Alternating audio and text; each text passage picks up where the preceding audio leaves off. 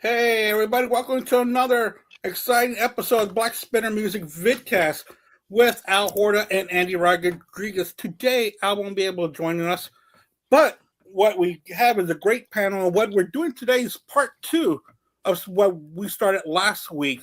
With February, we were doing vinyl battles for the two albums by Ozzy and Black Sabbath. We did that last week. Today, we are going to be doing Black Sabbath's Mob Rules against Dio's The Last in Line.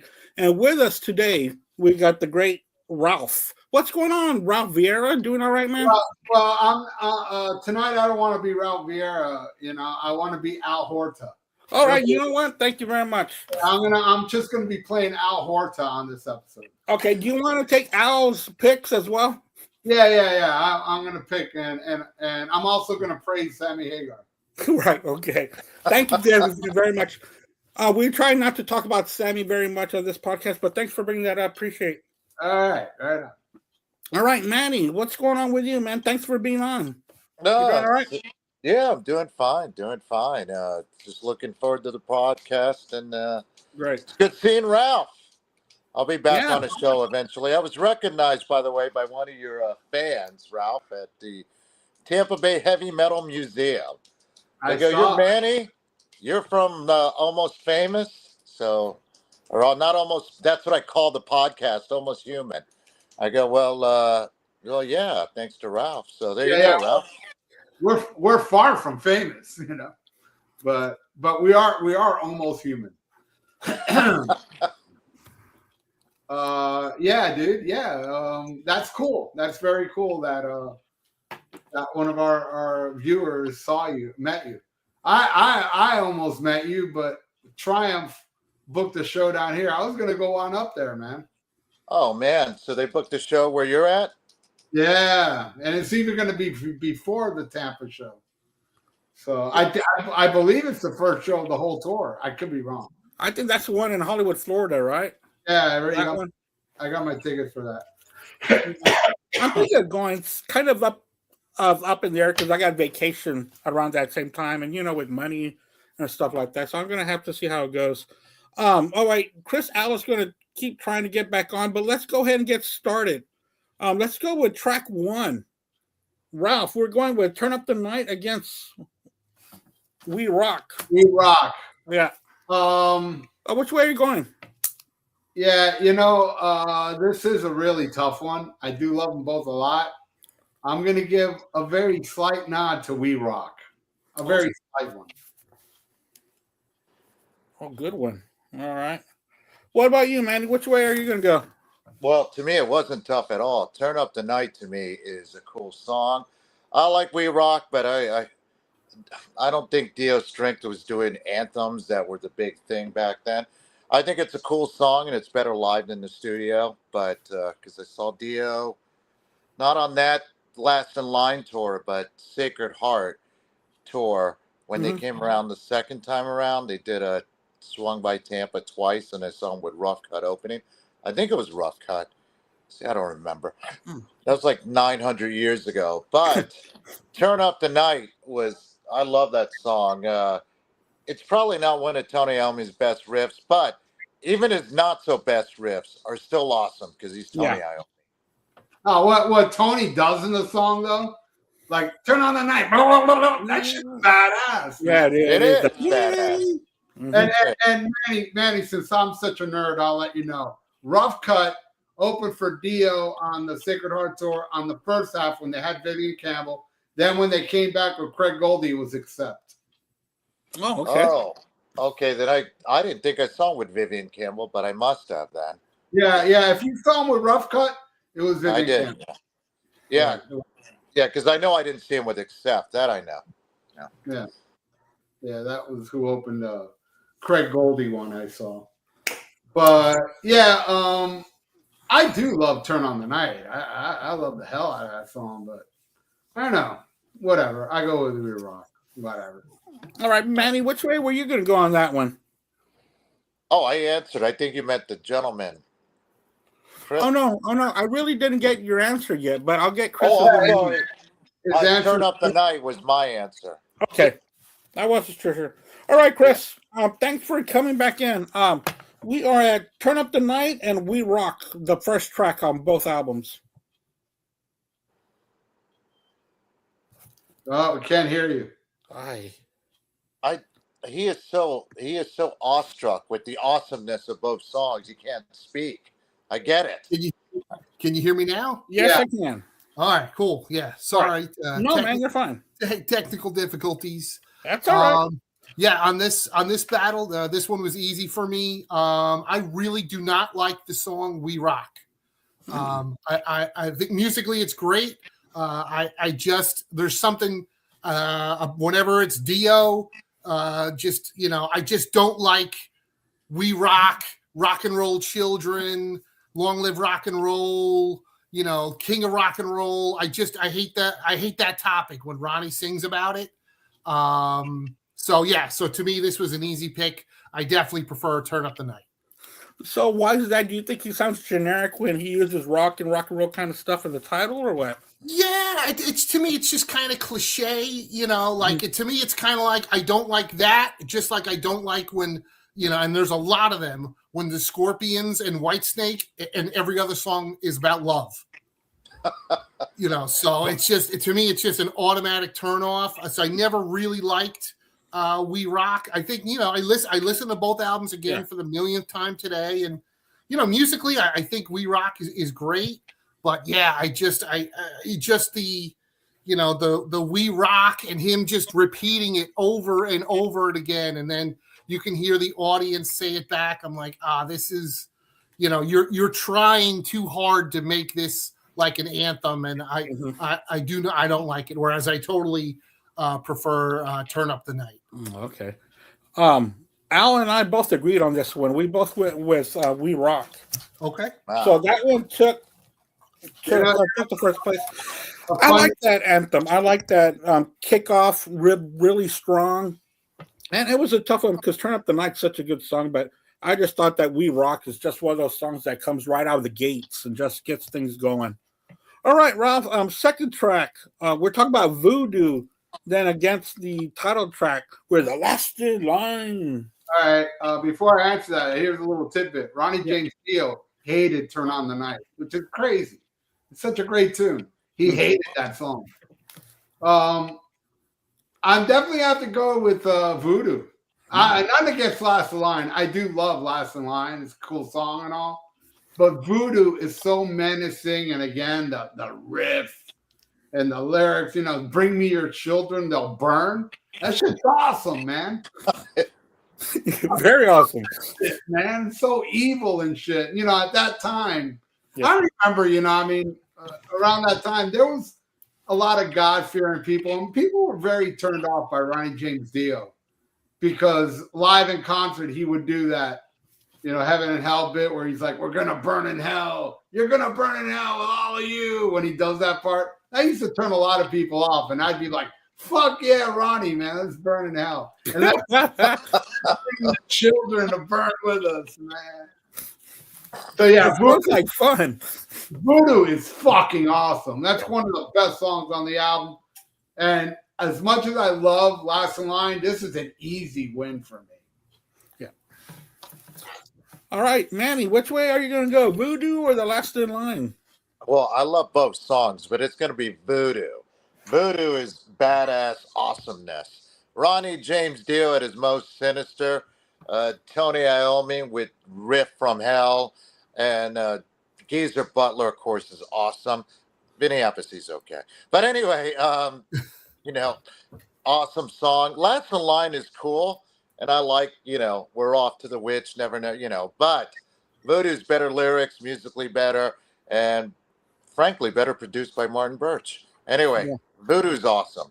Especially the live version on Live Evil's awesome. You know what? You're so right about the production. The Last in Line production sounds very thin and very loud. And when the Black Sabbath album Mob Rule sounds a little bit more earthy. It's got a little bit more of a feel to it than the Last in Line.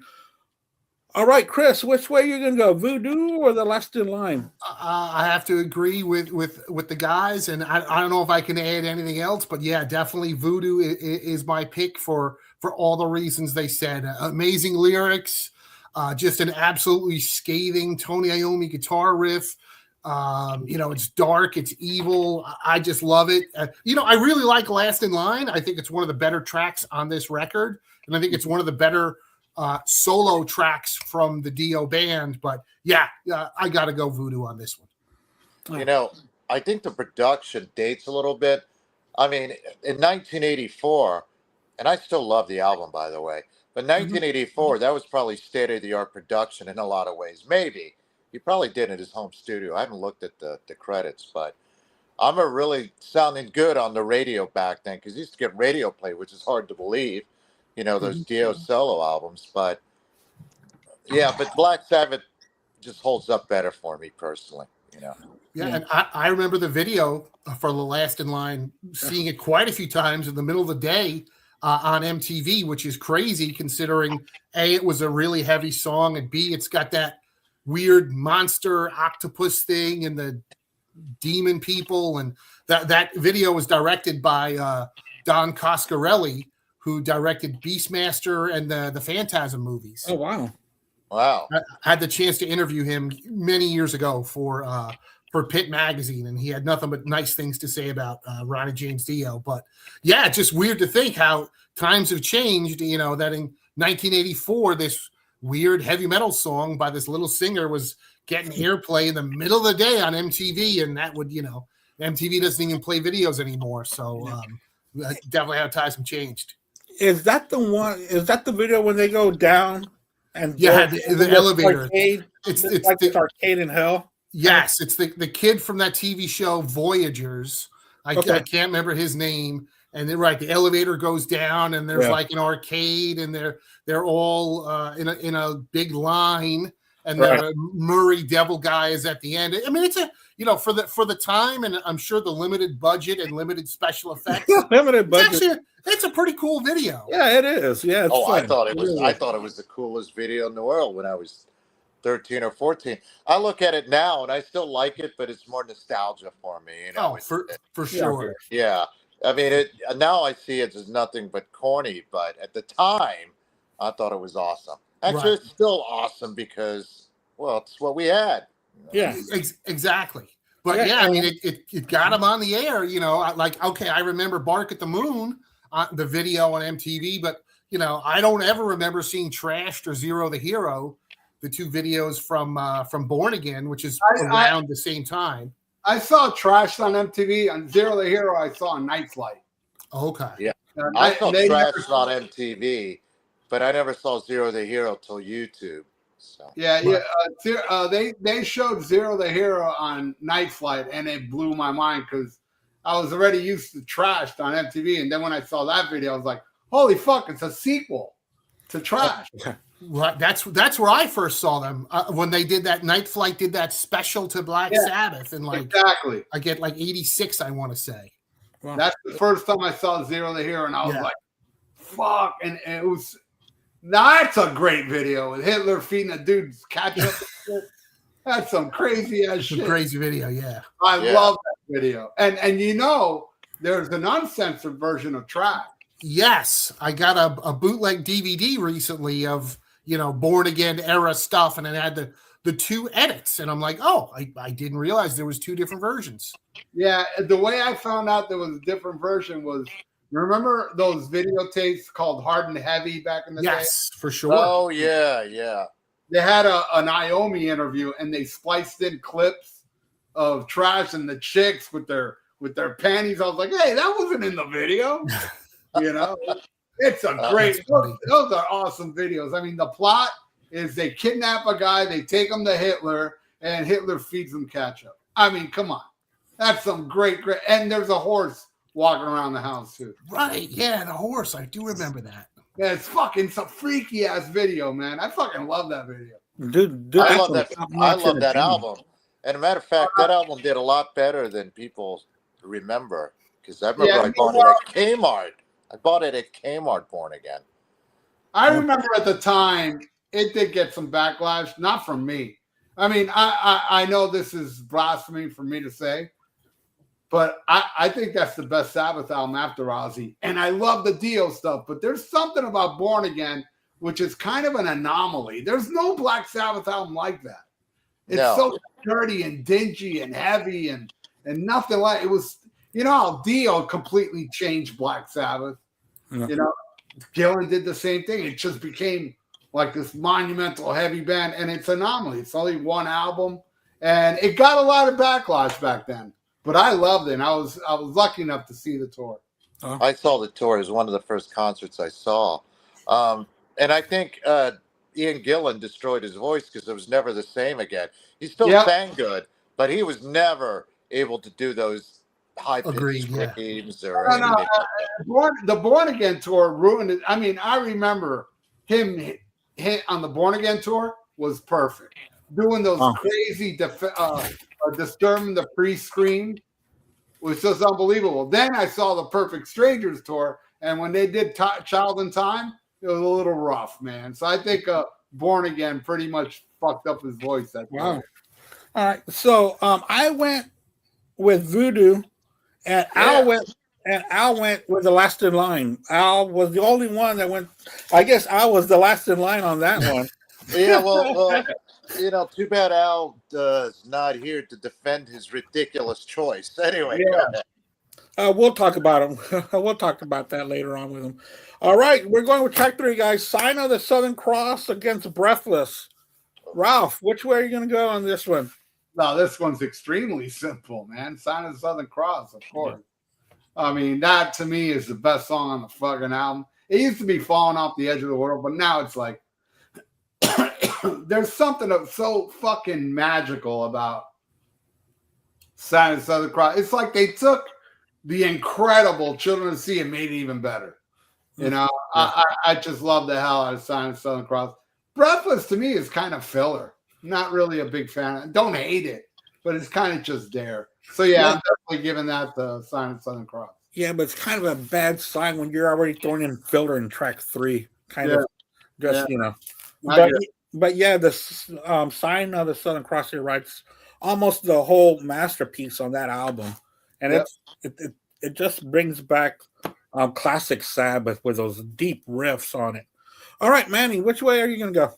Oh, that was easy. Sign of the Southern Cross. So I do like Breathless. I do see what Ralph means. It sounds kind of filler to me. I don't think it's filler, but I think it was a song that looked like it was aimed at rock radio, and they didn't bother releasing it as a single. It's very melodic. It's very catchy, you know. But, you know, maybe it's a lost opportunity, or maybe Dio himself felt it was a weak track. I don't know, but I actually like the song. That being said, Son of the Southern Cross, Tony Iommi, Jesus H. Christ. That riff is so evil. When the Pope heard it, he doubted his calling in life. That's how awesome that riff is. It is phenomenal. And Dio's voice and the song. I know it's funny because it sounds really sinister, but the Sign of the Southern Cross is, you know, Crosby, Stills, and Nash wrote a song about it, except Dio makes it sound like sinister. And then with Tony Iommi's masterful riff, and of course that excellent underrated Geezer Butler, and Vinny Appice's okay. All right, whose turn? Thank you for that, Chris. What do you think of this one? Sign of the Cross or Breathless? I have to I have to agree with the panel. You know, I like Breathless. It's I think it's a great vocal from Ronnie, and I really like the Vivian Campbell guitar solo. But Sign of the Southern Cross is my single all-time favorite song, and Mob Rules is my single all-time favorite album.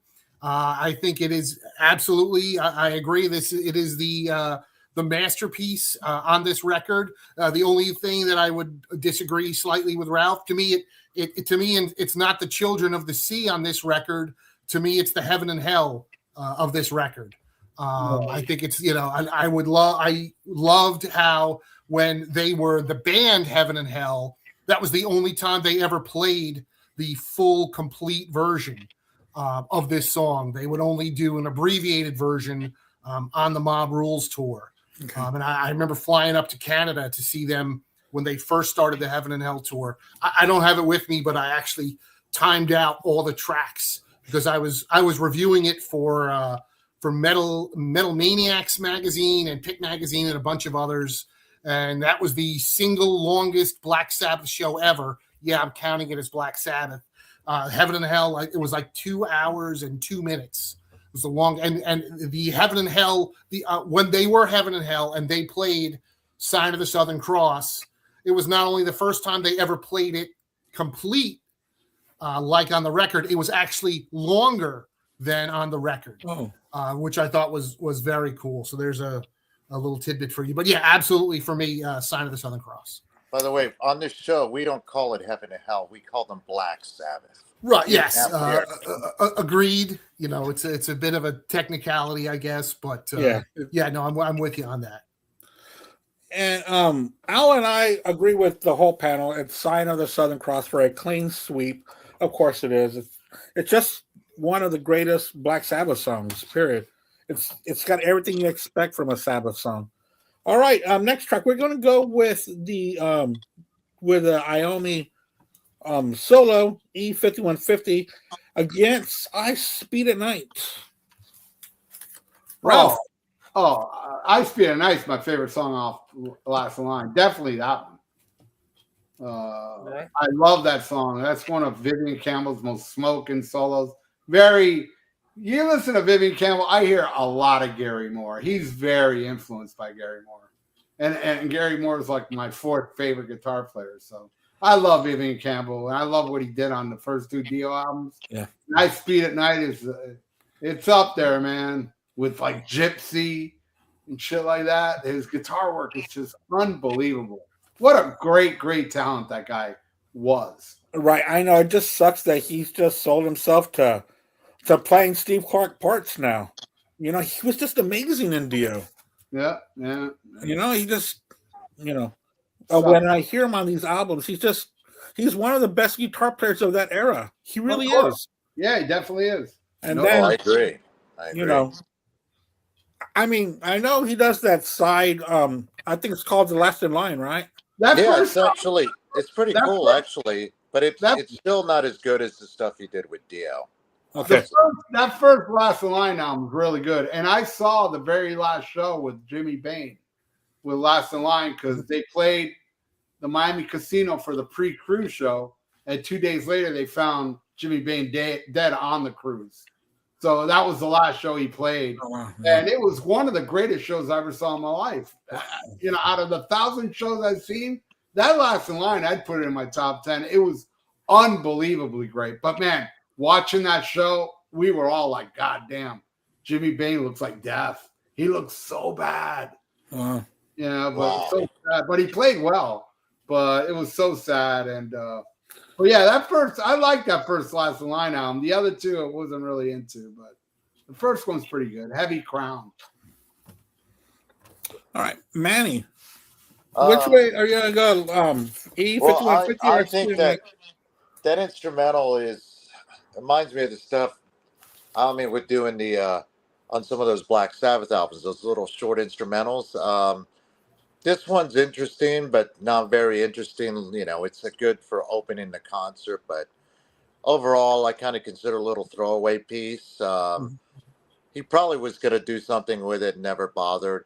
I like I Speed at Night. I don't care for the lyrics too much, even though I do think Dio is a good lyricist, but I like it because of the speedy riff. And I never thought about Gary Moore. I know Vivian Campbell was, I don't know if he still is, I'm assuming, was a big Gary Moore fan, but I never really thought of the connection till you just brought it up, Ralph. Now when you say it, I kind of hear it. He plays faster and more modern sound at that time, but I Speed at Night is definitely one of Vivian Campbell's best works, and even though I don't care for the lyrics that much, Dio's voice, of course, is incredible, but then Dio could sing the Yellow Pages and probably make it sound great. Anyway, I Speed at Night for me. All right, great. All right, Chris, which way are you going to go on here? Is this going to be a clean sweep, or you're going to go with Sabbath on this? Yeah, I mean, as much as I love this record, I agree. E5150s will, it's a great intro for a show, but as far as it being a track on an album, especially versus I Speed at Night, yeah, I got to go with I Speed at Night on this one. I actually, when I listened to it the other day, I had been a little bit since I'd listened to the Last in Line record, and I was like, wow, I kind of was taken back with the tempo of I Speed at Night, with just how very fast it was. For 1984 standards, I'm like, wow, this is really very fast. I know obviously Manny's not a big fan of Vinny Appice, but I thought Vinny Appice did a really good job on this track. Overall, yeah, I'm definitely going I Speed at Night. All right, it's going to be a clean sweep with me and Al as well. We all went with I Speed at Night. All right, guys, next track, we are going with the title track, The Mob Rules, against One Night in the City. Oh, man. All right, Ralph, which way? I'm going to go with The Mob Rules, but fuck, man, I love One Night in the City. It's one of my favorites off that album, but Mob Rules, man. You just can't fuck with that song. Yeah, there's no way. That's a great title track. And I like Mob Rules better than the Heaven and Hell album. I really like Mob Rules a little bit more. I think it's more it's got more pizzazz to it. It's a little bit more up than what Heaven and Hell is to me. All right, Manny, which way are you going to go? I'm going to go Mob Rules, but I do like One Night in the City. I like the tempo, and I like, I like the lyrics, and of course, Dio's vocal is really, really good. You're right, Chris. I'm not the biggest Vinny Appice fan when it comes to Black Sabbath. I think he did a good job, but I mean, Bill Ward, Lord, I didn't appreciate Bill Ward when I was a kid, probably because I hadn't listened to jazz music when I first got into Black Sabbath, so I had no musical reference to what Bill Ward was doing other than he was good. He was awesome. But I didn't realize how good he was, because growing up, I heard about John Bonham, which I'm a fan of, Keith Moon, which I'm a fan of, in the hard rock world, but rarely was Bill Ward mentioned except by musicians. Now I listen. But that being said, Vinny Appice is good, but maybe I shouldn't compare him to Bill Ward, I guess is the moral of the story. But Mob Rules, short, sweet, kicks you right in the balls and has you begging for another kick. That's how awesome it is. It's incredible. So yeah, it is. It's a great song. All right, Chris, Mob Rules against One Night in the City. Again, agreeing with the rest of the panel here. Yeah, absolutely. I like One Night in the City. I think it's a cool mid-pace rocker, but yeah, it absolutely. I have to go with the track Mob Rules. I mean, I'm in love with anything related to Sabbath with this record. Mob Rules is my second favorite track off this record. I think it fits perfectly. When you watch the movie Heavy Metal with the mob coming over the mountain. And just massacring all the people in the movie. I just love it. It's a great track. Yeah, absolutely for me, Mob Rules. And I definitely agree with you as well. I prefer, a lot of people argue over the Heaven and Hell record versus the Mob Rules record. I agree. I prefer Mob Rules. I think it's a darker record. I think Martin Birch's production is better on Mob Rules than Heaven and Hell. Everything connected to it. I definitely agree. Mob Rules for me is the better record. And Al and I agree. It's a clean sweep for Mob Rules. I mean, like y'all were saying, One Night in the City is a good song, but it's not going to beat Mob Rules. Mob Rules is just an epic track by an epic band. All right, the next track. Well, before we move on, I have a question about Mob Rules that maybe Chris or Ralph would know. So I finally bought the soundtrack to the movie Heavy Metal. I didn't own it growing up. But is that a different mix? Or is it's a completely different recording. Yeah. Okay. Yeah. Because the sound is slightly different, but I wasn't sure. Okay. Completely different recording. In fact, when they were doing the record, they wanted to use that version on the album. And Martin Birch was like, no, sonically, it will not match the rest of the record. so they had to record it a second time. Yeah, the first time they recorded it was at John Lennon's house. You know where John Lennon recorded the video for Imagine. You know that house. Yeah, where Judas Priest did British Steel too, right? Exactly. Yeah. So they recorded the Mob Rules while they were on the Heaven and Hell tour. You know, they just went in there and bashed it out. But I could be wrong, Chris. But I could be wrong. I think there is something from the heavy metal soundtrack version that they threw in to the studio version, but I can't remember what it was. I mean, they might have reused a piece of it for sure. Yeah. They re-recorded it, but there was something they used on the original soundtrack but I can't remember what it is. But yeah, it's very, very different. And I think on one of the, I think the last Mob Rules double disc, I think had both versions on there. It had the regular album version, and was one of the bonus tracks was the Mob Rules, the heavy metal version. Oh, wow. And then it was interesting. They did the same thing for Dehumanizer. They had the song Time Machine was recorded for Wayne's World, the movie, and then it was re-recorded for the Dehumanizer record. So there's two versions of that song as well. Yeah, you're right. It is on here, the Mob Rules. And a funny story, I have this really cool dude called Richard that does the show Almost Human with us now and then. And he was telling Ronnie about Letters from Earth, the alternative version. Yeah. And Ronnie was like, there's no such thing. Like Ronnie wasn't aware of it. Yeah. Yeah, that was released. That was on some British B-side for. I had it on CD. It came on. Right. It came out later on that Dehumanizer deluxe edition. No, but I also bought it back then on the TV. Oh, me too. Yeah. Yeah, that's on there. I love that version. And me too. That one's very different. Yeah, because it has an extra verse. Right, like Mob Rules, if you're not paying attention, you might not notice that the solo's different or the intro's different. But right, Letters from Earth is very different. Yeah. All right, so let's keep going. Thank you so much, guys. This is great to have some Black Sabbath and Dio aficionados with us. So thank you so much. We're going with Country Girl against Evil Eyes. Ralph.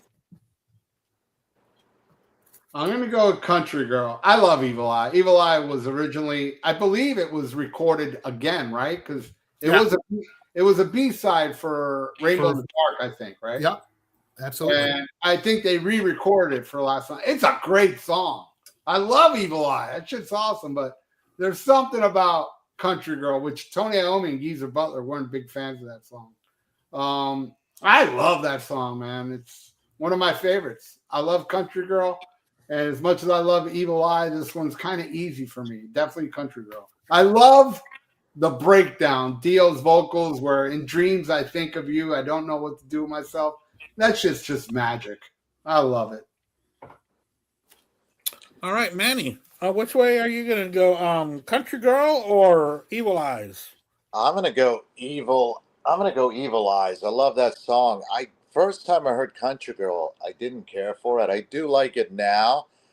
And it's almost a throwback to Dio's era with Elf, except Elf never sounded that heavy, but it sort of reminds me of it. Maybe not musically, but lyrically, a lot of those Elf songs were almost like blues songs, or, they either dealt with fantasy or they dealt with, honky-tonk women and streetwalkers, or in this case, Country Girl.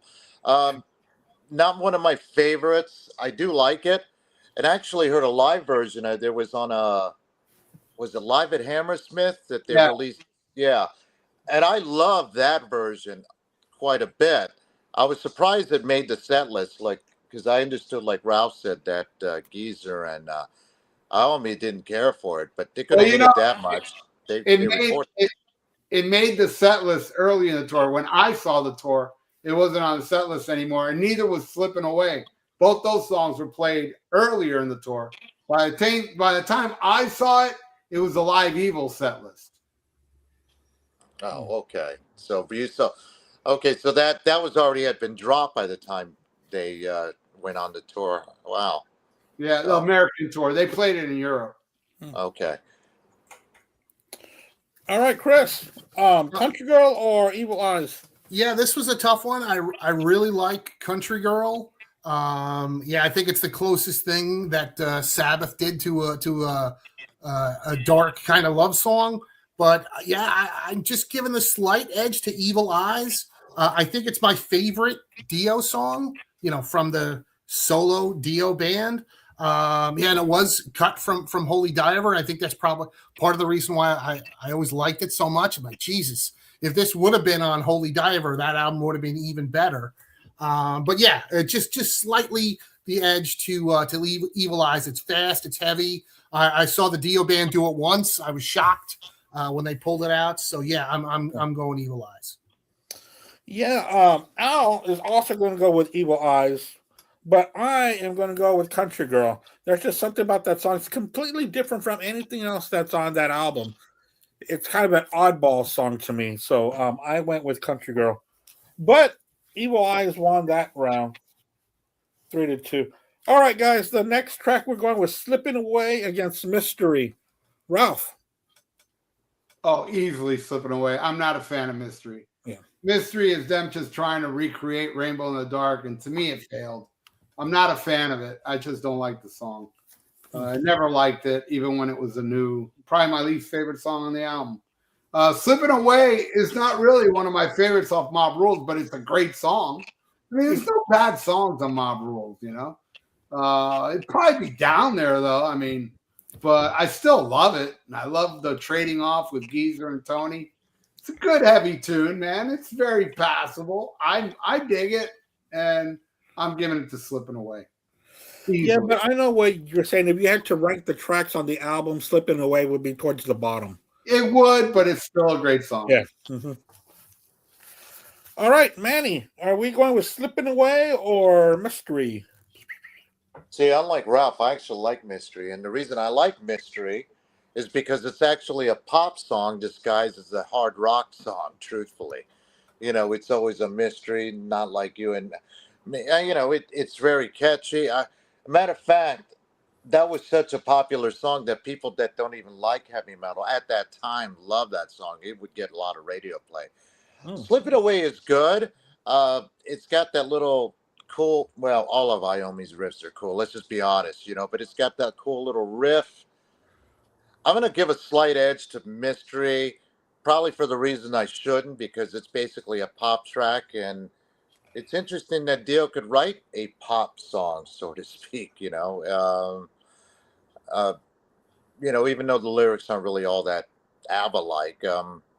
So Mystery, but Slipping Away is probably my least favorite song on Mob Rules, but it's still awesome because, well, it's Black Sabbath. Of course. All right, Chris, are we going to go with Slipping Away or Mystery? Yep, I'm definitely going Slipping Away. Yeah, I definitely agree with Ralph. I don't really care for Mystery. To me, this track, yeah, they struck gold with Rainbow in the Dark getting airplay, and that was another video that I saw a lot on MTV as a kid, and they tried to recreate it with this song. And yeah, I think for me, it's a fail. And yeah, I agree. Slipping Away, I think, is my second least favorite track on the record. But I still like it. I like the Vinny Appice drum breaks. I like the alternating tiny lead breaks from Tony and from Geezer. To me, I think this is one of the most unique songs on the record because it's so different. But yeah, for me, definitely Slipping Away. Yeah, Al and I agree. It's going to be Slipping Away with Manny being the lone wolf here with Mystery. All right, we're going down to the second to last track, Falling Off the Edge of the World against Eat Your Heart Out. All right, Ralph. Don't make me laugh. Of course it's Eat Your Heart Out. I'm kidding. Falling Off the Edge of the World was for a while my favorite track. You know what made me change my mind? This is a funny story. And it was like maybe a year ago. You guys know Daily Doug on YouTube? You guys know that guy? He's like I don't. Well, he's a musician, he's a classical composer. So he listens to heavy metal. like he doesn't know these metal songs, so he listened to Sign of the Southern Cross, and the reaction this classical musical guy had with it made me a bigger fan of the song because he was like freaking, like he'd make these faces like, "What the hell? Whoa, what's going on?" Oh, they're doing the 3 Gs. You know, he's talking about all the little, you know, the notes they're playing and the way they do it and Dio's voice. It's just like I was like, yeah, man, Sign of Southern Cross is the best song. But before that, man, that I'm telling you, man, even with the little mellow solo, I think that song's even heavier than Mob Rules. It's pummeling when it comes in. I mean, that is some fast neck breaking fucking killer metal, which they didn't play back then, but then they did do it when they came back for, I believe, the Dio Years tour.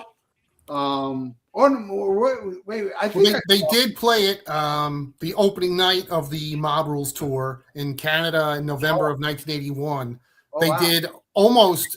They didn't do Over and Over, and they did not do Sign of the Southern Cross. Wow! Opening night, they did the rest of the record, and then as the tour went on, you know, so that was that's 6 songs, and then as the tour gradually went, they cut it down to 3. And then pretty much most of the tour, they would only do 3 songs from Mob Rules, and they would switch it up a little bit. Yeah. So they played Turn on the Night. No. Did they? Yes, I believe they did. In Canada, I think they did do Turn Up the Night. I'm pretty sure. Wow. Just that opening night was the I think it was November 18th, 1981, if I remember right. I guess they went out testing the songs, and then after a while, they just started to weed them out. And that's Sabbath's MO.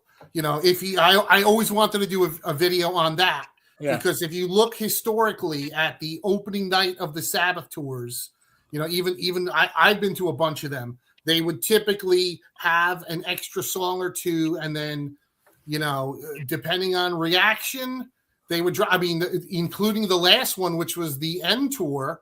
You know, I flew to Oklahoma, and I was shocked they did Tomorrow's Dream, but that lasted only a couple days, and they dropped it. You know, I remember seeing them opening night on the Headless Cross tour, and they did the Call of the Wild, and then that lasted a couple days, and they dropped that. So Sabbath is always big on, you know, even Glenn Hughes, you know, he which was a disaster. But the first show they did on the 7th Star tour was like 100 minutes. And then by the time he was gone and they had Ray Gillen in, the set was cut down to like 75 minutes. Wow.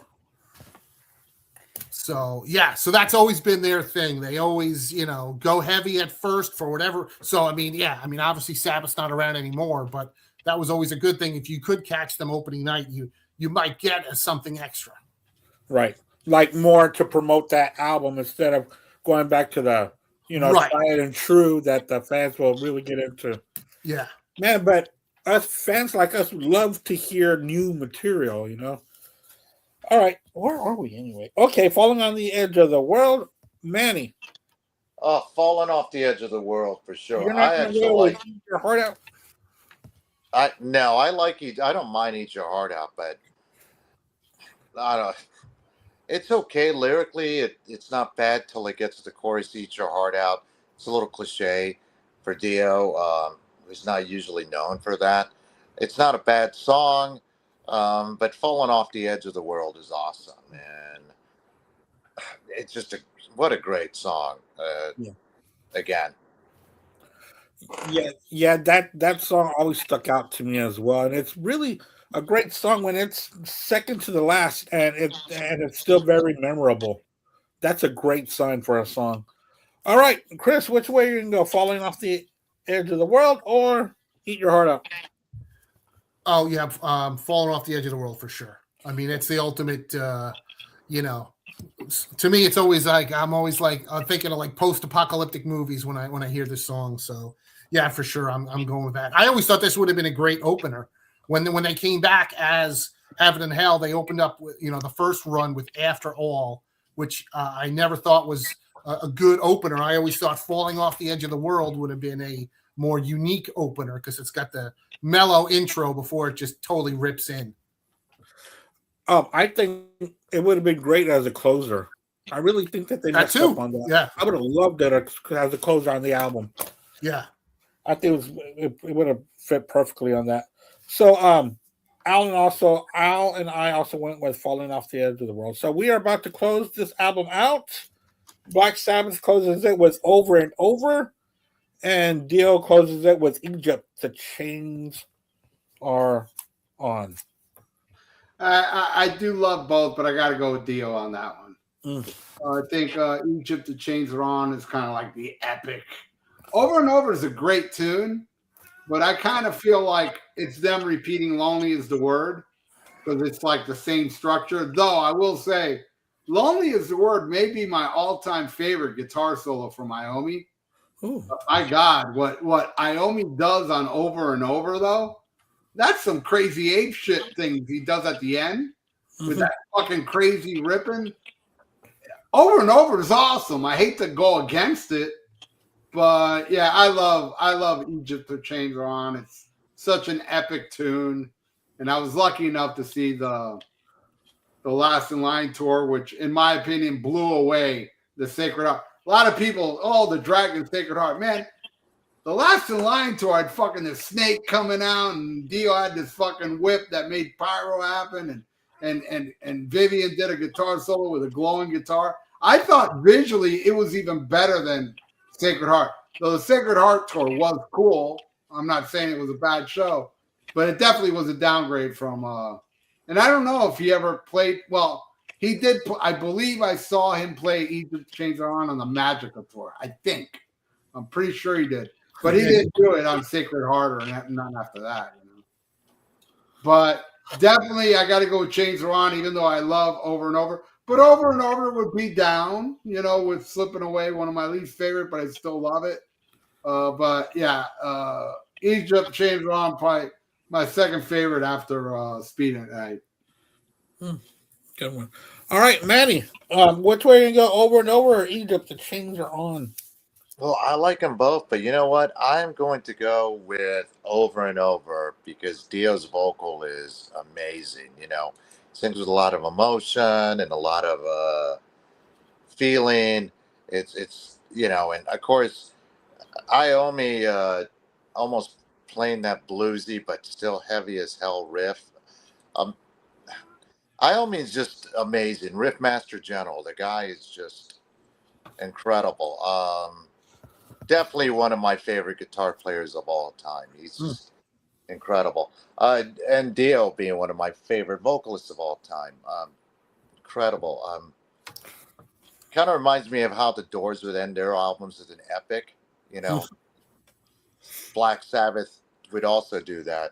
And when they end, this is, to me, maybe not one of their greatest epics, but it's a great, great song. So I love Egypt, the Chains Are On, but Black Sabbath. Over and Over.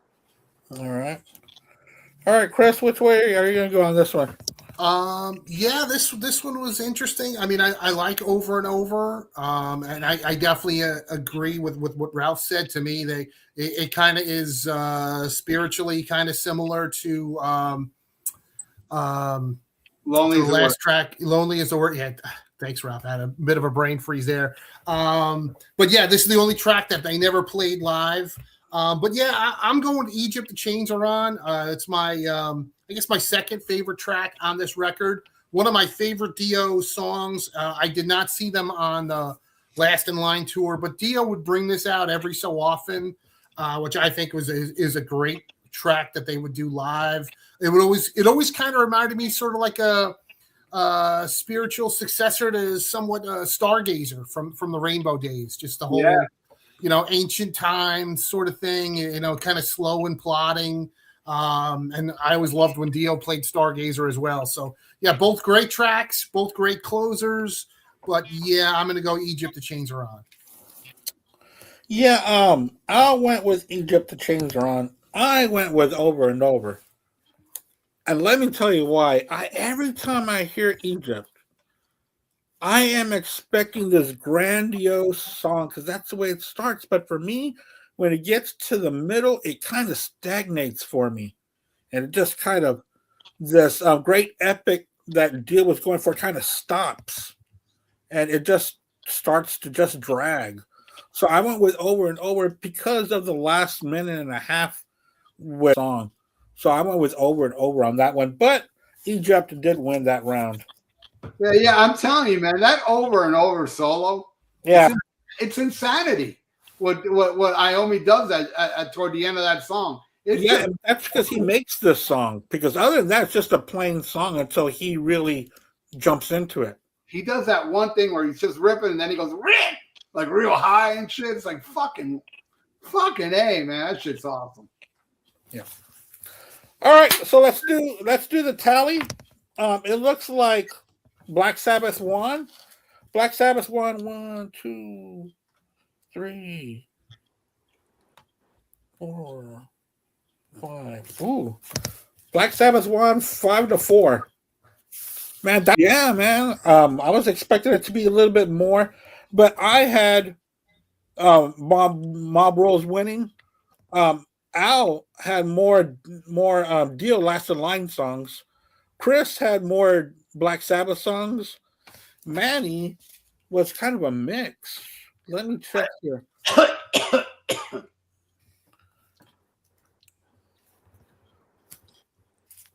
Oh yeah, Manny went more Dio towards the end of the album, but still he had more Sabbath. Yeah, And I mean, Chris had more Mob- Sabbath, and so did Ralph. All right. Before we leave, Yeah. each one of us tell us what's your favorite album. I'll go first. Mob Rules. I mean, what would talking you about- pick? Mob Rules or Last in Line? I go Mob Oh, Rules. okay. Oh, Mob okay. Rules. Manny. Oh, definitely Mob Rules. Yeah. Chris. Yeah, Mob Yeah, Rules, we for sure sure. know. Yeah. And I would pick Mob Rules as well over this, even though I do like Last in Line. Al takes Last in Line. Yeah, Al took Last in Line because according to his battle, that's what won. But I'm pretty sure No, if he was here to talk for himself. Hey, but Ralph, what do you got going on Almost Human this week? I don't know. There's some weeks I don't know what the topic is, and then by tomorrow I got to think of something. So Yeah. I don't know, but we will be on Thursday night. I think we'll be on but in a couple weeks we're gonna have Martin Popoff on. Really? Yeah, he's gonna talk about his Kiss book, which will be interesting, man. I gotta show you a little spoiler what's gonna happen. This is so fucking weird. He sent me the books covered in this newspaper, right? Dude, I shit you not. This newspaper is November 16th, 1975. And Wow. I'm looking through it. I don't know if I can find it, but there's a flyer in here. I shit you not. It's like this, like flyers of bands coming. Yeah. See if I can find it. Fuck. Yeah, I probably can't find it, but I swear to you, there's a flyer for a show. It says Lemmy's Motorhead, 1975. Wow, dude, that's awesome. So I got to tell him, man, what the dude, you're rapping with 1975 newspaper and shit. And there's a lot of, It's like 50 years old. yeah, it's crazy how he Yeah. see this shit. So I read all this before I read the book he sent me. That's funny. Yeah, I got to bring that up when he's on the show. Dude, you sent me this fucking 1975 newspaper wrapped in the books, I like to read old stuff like that too. I just find it interesting. Oh, I Yeah. love the old movie ads. The Yeah. old movie theater ads for sure. Yeah, and Yeah. those old posters of like different bands and stuff like that. So much fun. All right, Manny, what do you got going on the rest of the week? Well, at the moment, not much. I'm going to try to go on Ralph's show, Yeah. hopefully. And I don't know what's going on with Rat Salad. They have no idea either. So I have no idea. Okay. Well, we'll keep you posted about what's coming on here next week, for sure. Chris, what's going on with you? Anything coming up for you? Yeah, tomorrow I have a taping with Pete Pardo for Sea of Tranquility. Okay. We are doing a Monsters Den episode on movies we've seen lately. Oh, So okay. that's the next thing that I got coming up, and I just watched Ralph's Live Evil review, which I thought was very cool. I want to thank you. It's because of you I bought it. You know? Yeah, no problem. I'm glad did you you wound buy up. the box set, Ralph? Yeah, but this time I went CD. You know, I mean, I'm not that rich, but man, I played those. I still haven't played the original yet, but I played that. God damn, man, that was so much better. And Dio also has different intros. Like I don't recall. I mean, correct me if I'm wrong. On the original, does Dio introduce Mob Rules as this was on the heavy metal soundtrack? No. Yeah, but the thing that bums me is because they're taken from different performances. There is an intro, so there's a lot more intros on the new version of Live Evil. But what bummed me out was they're missing an intro. Oh. So on the original Live Evil, if I remember right, the beginning of the old Live Evil, Ronnie says something like, yeah, last time we were out, we played a song from an album that you like, and now we're going to play it for you again now. And it was Heaven and Hell, the song. But that intro is missing on the new version.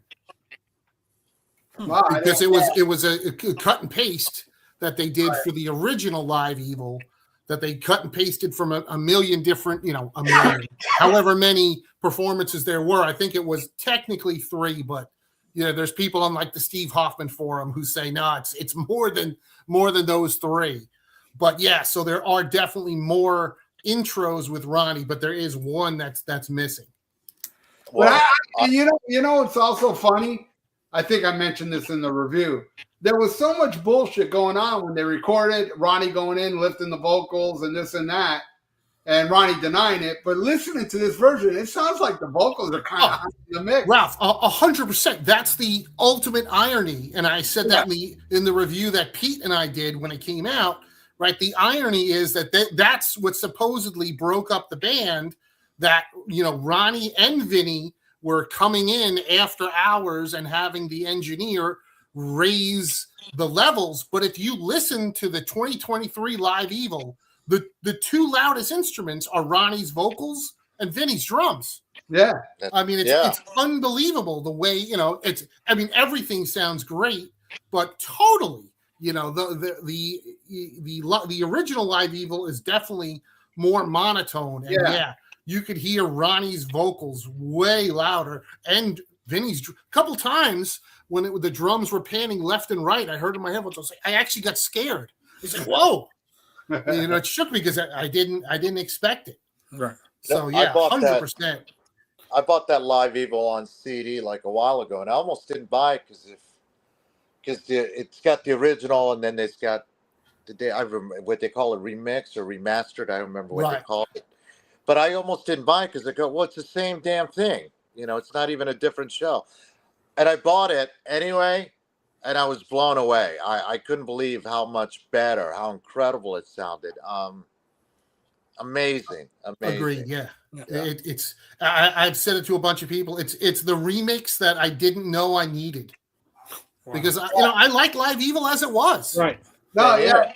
I'm with you, Chris. I bought every single Sabbath box set except that's the only one I knew about, but I didn't buy it. But I did not know about the Paranoid Blu-ray thing. That I didn't know about. Gotcha. But yeah, I skipped Live Evil. But then hearing how you were praising, I was like, man, I'm going to give a chance on this shit. And boy, you were right, man. It's fucking great. I mean, I wish they had done what they did with UFO, where they did that box set of all the performances. Yeah. But, they didn't do that, but so I'll take this because, it's great. Yeah. And I don't know if it was an old episode or not, Chris. Maybe you can, well, of course you can tell me if it was old or not. Today, while I was on my TV on the YouTube, I found an episode of Sea of Tranquility with you, Tony Dio, and somebody else with Pete Pardo talking about albums that should have been huge. Oh, yeah, that's brand new. I think that came out like a day or two ago. Yep, we talked about Riot and Badlands. Yeah, it was great. It was great. Yes. Oh, thank you. Thanks for watching that. Vandenberg, Riot. Yes. You know, it was. Yeah, they were, for the most part, they were all bands that, should have done better. And I agree with everything, but I don't know shit about Helix. That was the only one I was like, well, I don't know shit about and I'll be honest, that's the one that I'm like, yeah, all right, maybe they should. I listened to that record. I'm like, that's the only one I didn't buy in the 80s. And I'm like, I never bought a Helix album, even though I did see Helix. Oh, did you? Yeah, open for Accept on the Metal Heart tour. Wow. So I actually did see Helix once, but I didn't hate them, but I didn't run out and buy anything they ever done. Right. Yeah. Oh, and not to get back to Sabbath, but in your review, you were asking about the replica tour program. Yeah. They actually Sabbath did 3 different tour programs. That tour was so long, they did 3 different tour programs. I have all 3 of them. The first one was the one that you mentioned, which has the album cover. The big one. Yep.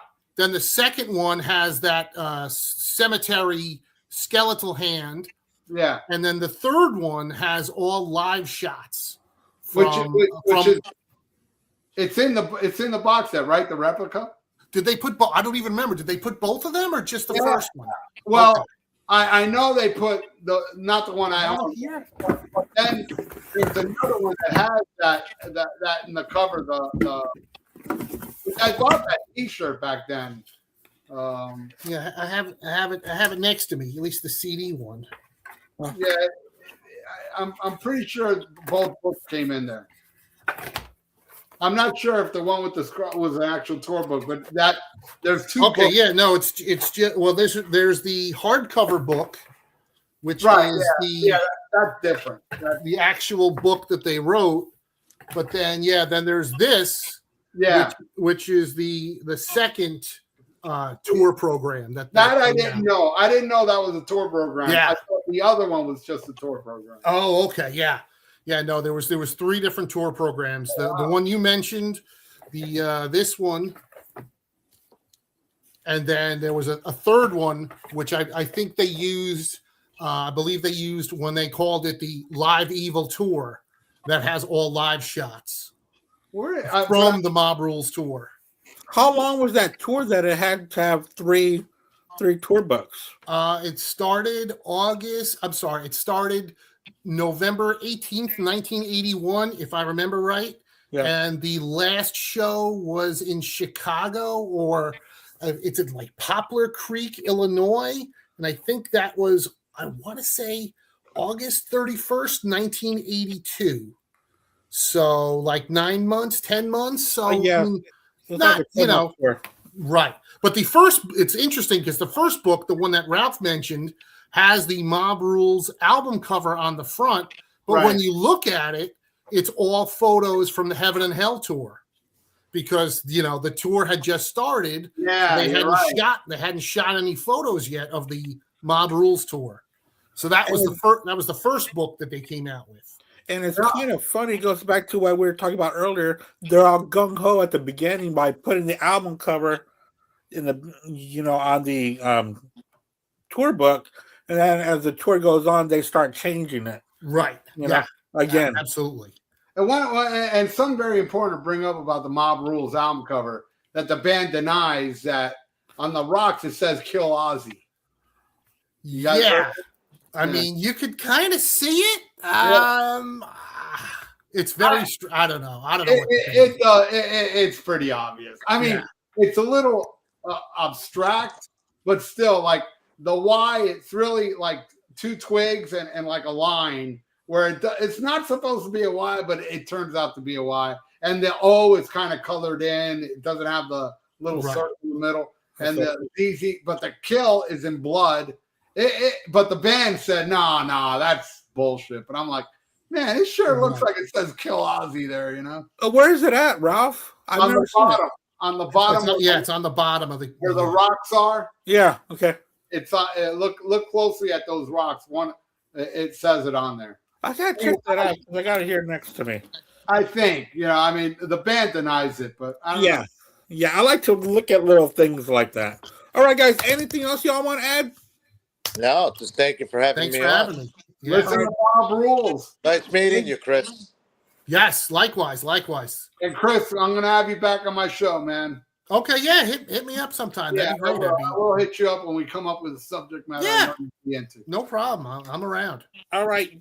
Thanks a lot, guys. Thanks for all the comments coming in and out. And thank you, Manny. Thank you, Ralph. And thank you, Chris, for joining me tonight. I really do appreciate it. And we'll see y'all around. Less of the Sabbath. Bye, guys. And I miss you, Al Horta. Bye.